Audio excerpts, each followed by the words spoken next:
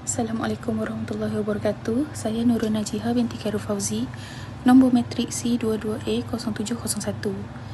Saya akan membentangkan poster yang bertajuk Puisi Gadis dan Ayat Suci oleh Usman Awang. Analisis berdasarkan teori takmilah.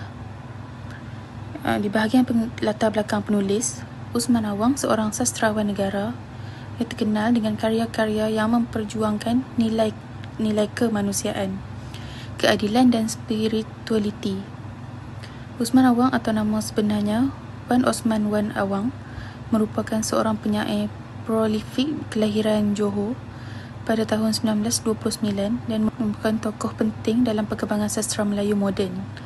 Dikenali dengan nama pena Tongkat Waren, beliau banyak menghasilkan karya bertemakan kemanusiaan, keadilan sosial dan perjuangan rakyat.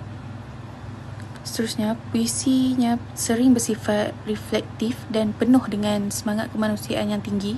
Dalam puisi ini, beliau menzahirkan pandangan yang mendalam terhadap nilai agama, wanita dan kedamaian sejagat melalui pendekatan puitis yang halus dan menyentuh jiwa. Di bahagian sorotan kajian, menurut Syafi'i Abu Bakar pada tahun 2008, karya sastra Islam yang benar-benar berkesan perlu mendidik, menyentuh rohani dan membentuk akhlak pembaca. Kajian oleh Zainal Abidin Borhan pada tahun 2005 pula menekankan bahawa karya Usman Awang membawa dimensi dakwah yang halus melalui kritikan sosial yang bersifat membina. Selain itu, kajian oleh Nur Faridah Abdul Manaf pada tahun 2011 menjelaskan bahawa sastra Islam mampu menimbulkan kesedaran moral dalam kalangan masyarakat apabila ia disampaikan secara jujur dan berhemah. Dalam teori kajian, saya menggunakan teori takmilah, iaitu teori sastra Islam yang menekankan karya sebagai alat untuk menyempurnakan insan dari segi rohani, akhlak dan intelektual, berasaskan prinsip tauhid dan nilai murni dalam Islam. Yang pertama, bertunjangkan tauhid. Puisi ini menampilkan unsur ketuhanan melalui simbol ayat suci, iaitu Al-Quran. Ia menegaskan nilai agama dan menyindir sikap masyarakat yang hanya mementingkan hukum luaran tanpa memahami roh Islam sebenar. Yang kedua, bersifat didaktik, iaitu mengandungi pengajaran agar tidak mudah menghukum orang lain. Penyair menekankan nilai sesayang, belas ihsan dan penghayatan agama secara rohani. Seterusnya, kesempurnaan insan kamil. Watak gadis menunjukkan keikhlasan dan kesucian hati.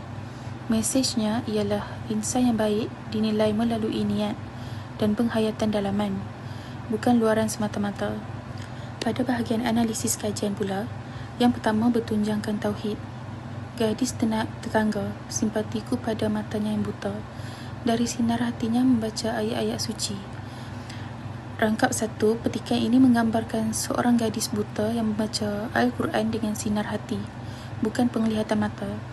Hal ini menepati prinsip takmilah, iaitu kesempurnaan insan melalui kekuatan rohani dan usaha mendekati Tuhan.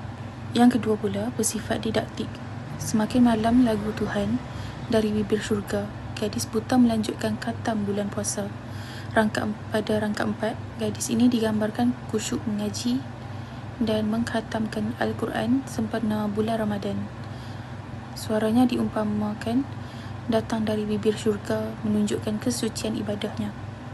Analisis yang ketiga, kesempurnaan insan. Meski tidak melihat, malah itulah pula kesuciannya syurga hidup perdamaian manusia. Pada rangkap ke-6, petikan ini menjelaskan bahawa ketidaksempurnaan fizikal tidak menghalang gadis tersebut daripada menjadi sumber kedamaian dan inspirasi rohani kepada manusia lain. Dari segi gaya bahasa pula, simbolisme lagu Tuhan sebagai lambang wahyu dan kebenaran ilahi. Seterusnya, personifikasi dan metafora. Alam diselahkan sebagai saksi spiritual yang mengocak ke bintang terserap usap puncak gunung. Nada spiritual dan reflektif menyeru pembaca untuk menghargai kekuatan dalaman dan keikhlasan hati, bukan hanya luaran. Mesej yang ingin disampaikan dalam puisi ini ialah Puisi ini mengajak pembaca menilai semula kefahaman tentang kesucian dalam Islam dan memberi ruang kepada wanita dalam usaha mendekati Tuhan. Rumusan keseluruhan bagi poster ini ialah puisi gadis dan ayat suci karya Usman Awang mengangkat mesej keikhlasan dalam mencari ilmu agama serta konflik antara adat dan syariat. Melalui teori takmilah, puisi ini menzahirkan nilai Islam seperti kesucian, ketekunan rohani dan pencarian ilmu. Ia menjadi medium dakwah yang menyentuh jiwa dan menyempurnakan insan secara rohani, intelektual dan moral. Sekian, terima kasih.